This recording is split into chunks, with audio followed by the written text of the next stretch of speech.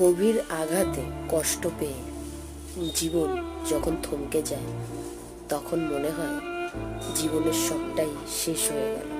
তখন মনের মধ্যে উত্তেজনা সৃষ্টি হয়।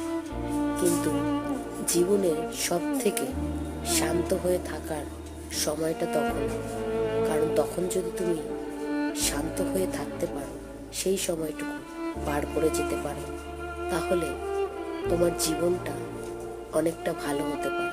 শুধু তোমার জীবনটা নয়, তোমার সঙ্গে জড়িয়ে থাকা অন্যান্য জীবনগুলো একটা বড় ক্ষতির হাত থেকে রেহাই পেতে পারে। তাই বড় বিপদের সময় অবশ্যই মন শান্ত রাখতেই হবে, না হলে ওর থেকে আরো বড় বিপদ এসে তোমার সামনে হাজির হবে। তাই জীবনের সব থেকে কষ্টের মুহূর্তে মনকে শান্ত রাখার চেষ্টা করো।